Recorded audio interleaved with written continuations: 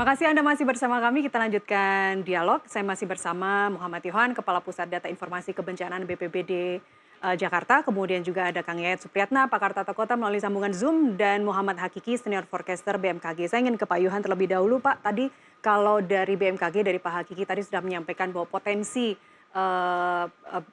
hujan, curah hujan yang tinggi akan terjadi ketika pertengahan Januari hingga awal Februari nanti. Apakah ada langkah-langkah khusus terkait dengan mitigasi, terkait dengan bagaimana upaya preventif nanti dilakukan sehingga banjir tidak hanya di Jakarta Utara, tapi juga Jakarta pada umumnya bisa diminimalisir? Baik, jadi kami satu kesadaran utama dari sisi kebencanaan ya, mitigasi bencana, bahwa bencana itu tidak bisa diselesaikan sendiri oleh yang namanya pemerintah ya. Jadi perlu yang namanya unsur lain, namanya pentahelik, yaitu pemerintah, dunia swasta, kemudian termasuk media juga, akademisi. Emang selama ini masih ada ego sektoralnya, Pak?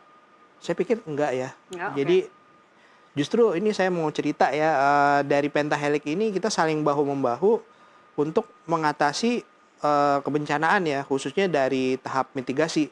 Jadi sudah naik ke level berikutnya, bukan hanya pada saat kejadian bencana baru semua nih saling bahu-membahu, tapi sekarang dari mulai tahap awal nih ada potensi-potensi bencana, kita udah kerja bareng-bareng gitu. Ayo kita coba selesaiin. Saya ngelihat mungkin di masalah banjirop ini ya, saya ngelihat mungkin ada satu inovasi yang bisa dilakukan, Belum dilakukan tapi? yang bisa dilakukan ya. Ini saya kan baru menggagas ide nih, saya mau diskusi sama Pak Yayat nih. Mangrove itu kan kalau menurut kawan-kawan di BNPB, dari pengalaman-pengalaman terjadinya bencana di seluruh Indonesia, mangrove itu ternyata pada skala tertentu cukup efektif untuk mengatasi yang namanya rob gitu. Bagaimana kalau misalnya ke depan kami mengajak swasta ya untuk memberdayakan mangrove di wilayah pesisir ya, khususnya di wilayah Muara Angke dan sekitarnya tuh yang memang Muara Angke sudah dilakukan? beberapa tahun yang lalu Muara Angke itu sudah pernah dilakukan mangrove ya. Jadi dulu ada namanya bantaran Kali Adem, itu tempat tambatnya nelayan di bagian sisi barat Muara Angke ya. Itu di tahun-tahun akhir-akhir tahun 90-an itu akhirnya dirapihkan, nelayannya itu dipindahkan ke rumah susun yang ada sekarang di Muara Angke itu, yang dibangun oleh swasta ya, oleh Yayasan Buddha Suci itu ditinggali oleh para nelayan. Sementara bantaran kalinya itu dirapikan, dibudidayakan mangrove gitu. Nah itu menurut pengalaman dari kawan-kawan di BNPB itu cukup efektif untuk mengatasi yang namanya rob ya gitu. Kalau tadi bangun tembok itu cukup lama prosesnya, mungkin dengan kita menyerahkan opsi ini, mangrove ini, kita mengajak swasta untuk bangun mangrove ya. Mangrove kan bisa juga jadi wisata bahari juga ya. Nanti mungkin tinggal tata cara penanaman mangrove-nya aja diatur. Mungkin untuk ngasih penghargaan sama pihak swasta, kita bisa bikin mungkin 1 hektar ini blok mangrove-nya PTA. Ini blok yang berikutnya PTB gitu. Mungkin Ini usulan dari PPPD? dari Ini yang Anda rancang, Pak Yohan? yang hasil diskusi. Hasil diskusi. Hasil Oke, diskusi. saya ingin lempar dulu ke Kang Yayat langsung deh. Dengan adanya mangrove, kemudian masih ada pemompaan air yang berlebih misalnya. Kemudian ada penurunan tanah rata-rata di Jakarta, di semua Jakarta, bukan hanya di daerah pesisir. Kemudian juga ada pengerukan alur pelayaran. Ada reklamasi pantai. Seberapa besar itu bisa berhasil? Saya tuh susah untuk memprediksikan karena belum terintegrasi kerja kita. Jadi mana yang didahulukan, mana yang diprioritaskan. Wacana Giant Sea Wall ini udah lama sekali, tapi perkembangannya kan tidak terwujud. Bahkan dulu ada bagaimana kalau Giant Sea Wall dibangun, itu ada backwater, potensi air baku untuk Jakarta. Tapi agak susah karena persoalan limbah dari pencemaran sungai cukup tinggi. Nah, itu pertanyaan yang paling menarik. Dari semua rencana itu, apa yang paling bisa dilakukan untuk mengantisipasi? Sebetulnya dari konsep membuat tanggul di pesisir, itu kan sudah dibagi tanggung jawabnya Jakarta sama PU sekarang. Kemudian PU juga sudah membangun rumah pompa di Ancol. Itu sebetulnya menarik Karena dia untuk memitigasi pada saat curah hujan tinggi di wilayah hulu dan tengah. Jadi ketika air dari wilayah sungai itu sulit untuk dikeluar bisa dipompa. Tapi kan pertanyaannya itu untuk daerah aliran sungainya. Yang menjadi persoalan adalah pada pesisir pantai di tingkat permukiman yang menjadi persoalan sekarang di ada 11 kecamatan itu. Nah, PR lebih lanjut tentang mangrove. Saya sebetulnya kan kita agak prihatin sekarang debatable ada pengembang besar yang masuk ke kawasan hutan mangrove. Nah, itu kan menjadi polemik. Nah, pertanyaan sekarang ini kalau kita ingin membuat hutan mangrove, pesisir Jakarta ini sudah terjadi komersialisasi ruang. Hmm. Jadi ada komodifikasi ruang yang wilayah pesisir itu sudah dikuasai oleh badan usaha. Tidak ada misalnya pesisir pantai yang memang bisa kita kembangkan menjadi kawasan mangrove yang baru. Dari tahun ke tahun dia mengalami penurunan. Ya, menjadi tanggung jawab kita sebetulnya saat sekarang ini bagaimana satu persatu kita petakan. Tapi saya sebetulnya sangat sependapat jika nanti dari Badan Penanggulangan Bencana ataupun juga dari BMKG, misalnya contoh, pada saat terjadi rob itu, ada nggak sistem aplikasi teknologi untuk melaporkan yang bisa dipegang oleh masyarakat untuk menyampaikan berapa rata-rata ketinggian rob yang terjadi pada setiap kawasan. Mereka melaporkan berapa lama waktunya, apa kesulitannya. Nah, data lapangan ini kalau nanti bisa dikembangkan menjadi ruang mitigasi bencana, itu bisa efektif. Efektifnya apa? Sifatnya preventif, tidak totalitas. Karena selama giant seawall atau apapun yang akan dibangun kan tidak pernah ada kepastian. Kapan pastinya? Sekarang ini pemerintah tidak fokus ke infrastruktur loh, fokusnya ke pangan. Ada nggak dananya? Ini sekarang sedang sulit-sulitnya loh dana infrastruktur tersebut. Jadi pertanyaan menurut saya satu-satunya cara adalah informasi dari BMKG, penanggulangan sistem informasi dari Badan Penanggulangan Bencana Daerah. Coba berikan kepada masyarakat satu model aplikasi untuk memetakan tingkat risiko bencana yang mereka hadapi. Oke. Jadi dari seluruh wilayah kecamatan tuh ketahuan nih RT RW mana yang paling tinggi risiko terkena bencana, berapa lama rob itu terjadi di tempat mereka, berapa dalam, sehingga nanti terpetakan ruangnya. Nah, jadi dengan demikian, kalau misalnya pengurangan pengambilan air tanah mungkin agak sulit dicegah, maka yang kita bantu adalah kepada mereka yang paling terdampak, karena mereka yang paling rasakan. Kemudian ada solusi, tadi betul Pak Yohan, bagaimana caranya ini pekerjaannya dikeroyok bareng-bareng. Karena pendekatan yang paling penting adalah apa yang dilakukan. Saya ingat banget dulu waktu zamannya Pak Basuki, Pak Ahok. Ya itu waktu itu punya pemikiran. Dalam RPJM 5 tahun itu akan membangun 50.000 unit rumah susun. Jadi setahunnya katakanlah 10.000 unit. Nah itu akan dilakukan untuk memindahkan. Saya belum lihat apakah ada wacana yang dilakukan oleh para gubernur, ya Pak Mas Pram nanti ya, untuk membuat peta pembangunan perumahan-perumahan untuk kawasan-kawasan yang terkena kebencanaan yang seperti ini. Kalau untuk infrastruktur, oke lah sudah mulai berjalan untuk wilayah dasnya. Tapi untuk pesisir belum terlihat. Dan daerah pesisir tidak hanya mereka tergenangi banjirop saja, tapi juga air bersihnya. Mereka harus beli, Betul. mereka harus beli, tidak tersedia air bersih secara gratis, padahal itu sudah menjadi tanggung jawab konstitusi, tanggung jawab negara untuk memberikan pelayanan air bersih. Pak Yohan, apakah apps yang dimaksud oleh Kang Yaya tadi sudah ada? Setahu saya udah ada dari Dinas Sumber Daya Air. Fungsinya seperti apa sih Pak? Teknisnya pelaporan itu terjadi dan seberapa besar itu sebenarnya bisa membantu? Karena ini belum di open public ya, jadi kami juga masih belum tahu detailnya. Jadi selama ini pelaporan?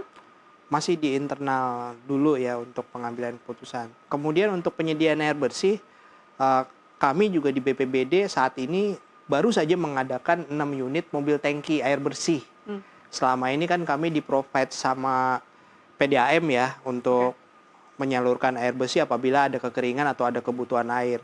Tapi di kebencanaan memang ada hal-hal mendasar yang harus diberikan kepada masyarakat apabila terdampak bencana ya, seperti yang rob ini. Beberapa hari yang lalu kami mengerahkan 2 tangki mobil baru kami ini untuk membantu penyaluran air bersih di wilayah yang terdampak rob itu Ya, gitu. Dan nampaknya ini cukup efektif ya, cukup baik. membantu warga karena memang milik kami sendiri, jadi kami koordinasinya nggak lama, bisa langsung Sombong kirim. nih Pak Yohan nih, milik Ya, sendiri nih. iya milik sendiri. Kan selama ini kan disupport Tapi tadi sama Bapak bilang ego sektoral itu tidak ada selama ini. Pentahelix sudah harmonis untuk koordinasi. ya. Kalau di Pemprov ya, bukti ego sektoral itu sudah banyak dikikis. Dari tadi saya berulang kali menyebutkan Dinas Sumber Daya Air. Oke. Bahkan kami itu dibagi link CCTV sama Dinas Sumber Daya Air, sehingga kami bisa lebih cepat memprediksi potensi-potensi terjadinya genangan ya. Oke. Karena CCTV itu ada cukup banyak, kami kontrol dari control room command center, ada 1.101 CCTV. 91 diantaranya itu dari Dinas Sumber Daya Air. Kami terhubung dengan Satpol PP, dengan Dishub, dengan Dinas Pertamanan ya. Itu Anda ingin mengatakan bahwa teknologinya sudah tersedia, sudah banyak dan sudah canggih, tapi manpower-nya sendiri ada ya, banyak juga yang menguasai hal itu. banyak Artinya ya. CCTV itu tidak dibiarkan di control room saja, tapi tetap ada Betul. Itu mempercepat juga karena kan sekarang media sosial juga banyak sekali hoax ya. Jadi ketika ada yang bilang, oh di sini banjir, di sana banjir, karena kami punya akses ke CCTV itu, kita bisa memastikan dan lebih memastikan lagi kita kirim petugas apakah betul Baik. seperti itu. Baik, saya ke Pak Hakiki. Rekayasa cuaca tampaknya memang sangat dibutuhkan dalam kondisi atau dalam musim cuaca ekstrim seperti saat ini. Sebenarnya dari BMKG itu kalau tadi Kang Yayat bilang daerah kiri, daerah yang ke kiri itu artinya ke arah Tangerang sana itu lebih baik, lebih bisa mengatasi banjir begitu. Apa yang kurang dengan di daerah Jakarta, khususnya Jakarta Utara, Pak Hakiki? Dalam arti rekayasa cuaca, Mbak? Yes. Oke. Untuk Jakarta sebenarnya kapasitas saya bukan untuk menjawab banyak ya, tapi saya cukup tahu sedikit. Oke. Untuk dalam rekayasa modifikasi cuaca memang untuk Jakarta di musim-musim penghujan itu sulit karena dia dikondisikan dari berbagai maksudnya bukan masa udara lembab itu datang dari berbagai tempat. Terutama di pagi dini hari itu biasanya di wilayah utara Jakarta. Dan juga kalau misalkan bisa juga datang dari arah selatan. Dan memang indikasinya juga kalau wilayah utara pun dia bisa dari wilayah Selat Kalimantan dan juga bisa masuk juga dari wilayah Laut Jawa.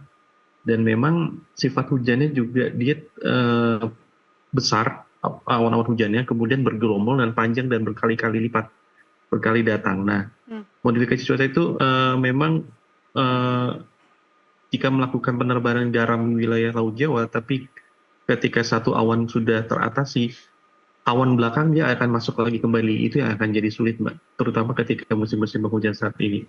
Belum lagi wilayah selatan dari arah Bogor masuk. Dan itu memang tantangan untuk melakukan modifikasi cuaca karena Jakarta tuh wilayahnya sempit tapi dirupa teluk dan dipengaruhi oleh berbagai faktor yang bisa meningkat menjadi ekstrim pada waktu tertentu. Oke, artinya tantangan ini ya kalau kita nggak mau bilang kesulitan, tantangan ini sejak dulu tidak bisa diatasi dengan secanggih apapun teknologi yang akan dihadirkan di BMKG misalnya? Untuk itu saya BMKG terus berprogres untuk melihat tantangan untuk melihat teknologinya. Tetapi memang tidak bisa bekerja sendiri karena keterbatasan jumlah pesawat, keterbatasan dana dan bagaimana yang menyebabkan memang kita harus berprogres ke depan dan selalu bekerja sama dengan instansi lain untuk meningkatkan optimisme kita untuk mengurangi dampak cuaca ekstrim, Mbak. Instansi mana yang paling dibutuhkan oleh BMKG untuk bekerja sama? Kami bekerja sama dengan berbagai pihak, terutama seperti dari BPBD ketika melakukan modifikasi cuaca saat ini, kemudian dari BNPB di tempat lain, Baik. dan juga beberapa operator swasta yang membantu, tetapi tentu saja keterbatasan masih ada, sehingga dan juga TNI biasanya dari TNI Angkatan Udara itu yang akan bekerja sama untuk melakukan modifikasi cuaca, sehingga memang sinergi harus dilakukan terus sampai ke depan. Baik, gitu, Kang Yayat, ini Ya. kesannya given ya, tapi namanya bencana kan orang tidak boleh untuk menyerah begitu saja dan teknologi sudah semakin canggih. Sebenarnya apa yang paling bisa dilakukan sesegera mungkin untuk saat ini menghadapi cuaca hujan, cuaca ekstrim yang akan datang di bulan-bulan ke depan?